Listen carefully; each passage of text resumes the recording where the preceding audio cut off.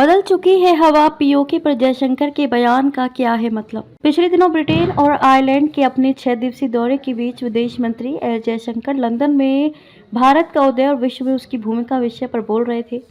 सत्र समाप्ति के बाद एक पाकिस्तानी पत्रकार ने उनसे पूछा कि क्या प्रधानमंत्री नरेंद्र मोदी कश्मीर विवाद के हल के लिए अमेरिकी राष्ट्रपति डोनाल्ड ट्रंप के साथ अपने संबंधों का इस्तेमाल कर सकते हैं। जयशंकर ने कहा कि कश्मीर में हमने ज्यादातर समस्याओं का समाधान कर लिया है। उन्हें लगता है कि अब हम जिस दिन का इंतजार कर रहे हैं वो है कश्मीर को उस हिस्से की वापसी जिसे अवैध तौर पर पाकिस्तान ने चुराया है। सवाल और विश्वास। जयशंकर की ये कहने के बाद लंबित भावनाओं के आलोक में सनसनी पैदा होनी चाहिए थी। इसके विपरीत जम्मू कश्मीर के मुख्यमंत्री उमर अब्दुल्ला ने प्रश्न किया कि आपको ऐसा करने से रोका किसने है। उमर की तरह के प्रश्न आपको सोशल मीडिया पर चारों ओर मिल जाएंगे। कारण इतना ही है कि किसी सरकार ने इसके लिए प्रयास नहीं किया। 22 फरवरी 1994 को संसद द्वारा सर्वसम्मति से जम्मू कश्मीर राज्य के अधिकृत क्षेत्र को खाली कराने का संकल्प केवल कागजों तक सीमित रह गया। ऐसे में आम लोग कैसे विश्वास करेंगे कि कोई सरकार पीओके वापस लेगी।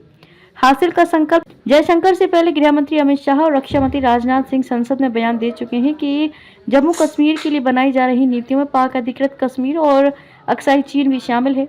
गहराई से देखें तो उनके वक्तव्यों में हासिल करने का संकल्प भी दिखाई देगा। सेना प्रमुख का बयान है कि सेना तैयार है। इस बार केंद्र सरकार की नीति और व्यवहार में पूर्व सरकारों से मौलिक अंतर है।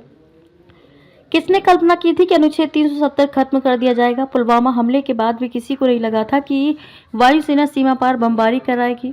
आज नहीं तो कल पाकिस्तान अधिकृत कश्मीर की वर्तमान स्थिति केवल क्षेत्र के आर्थिक विकास के नजरिए से ही नहीं, सुरक्षा की दृष्टि से भी परेशानी की बड़ी वजह है।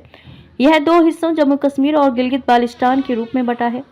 1963 के एक समझौते में काराकोरम के उत्तर में स्थित जम्मू कश्मीर के 5000 वर्ग किलोमीटर सक्सगाम क्षेत्र को पाकिस्तान ने चीन को दे दिया था। चीन पाक आर्थिक गलियारा वहीं से होकर ग्वादर बंदरगाह तक जाता है, जिसका भारत ने लगातार विरोध किया है। इसे भारत का अभिन्न अंग बनाए बिना हमारी सुरक्षा कैसे सुनिश्चित हो सकती है। इसलिए आज नहीं तो कल किसी सरकार को ये काम करना ही होगा। ये मानना गलत है कि पीओके के लोग पाकिस्तान के पक्ष में हैं। कबायलियों द्वारा कब्जा किए क्षेत्र को भले ही उस समय कश्मीर के एक वर्ग ने स्वतंत्र घोषित कर दिया, लेकिन इसका पूरा नियंत्रण इस्लामाबाद केंद्रित है। विधानसभा होने के बावजूद उसके पास कोई अधिकार नहीं है। आज तक पाकिस्तान को हिम्मत नहीं हुई कि वह इसे अपना प्रांत घोषित कर दे। पाकिस्तान के संविधान में सिर्फ 4 सूचीबद्ध प्रांत हैं: पंजाब, खैबर पख्तूनख्वा, बलूचिस्तान और सिंध।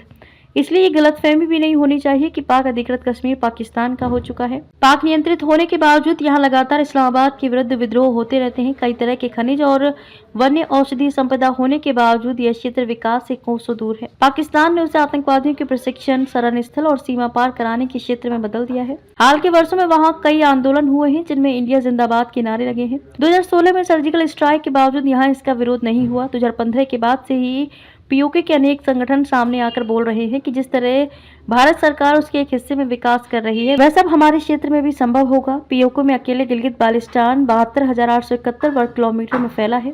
बाल्टिस्तान में अधिकतर बलूच हैं, तो इसे बलूचिस्तान भी कहा जाता है। बलूचों के अंदर पाक के विरोध और उसके मुक्ति का सघन संघर्ष है।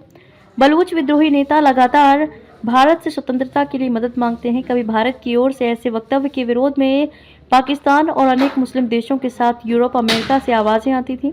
इस बार पाकिस्तान को छोड़कर एक भी स्वर विरोध में नहीं आया।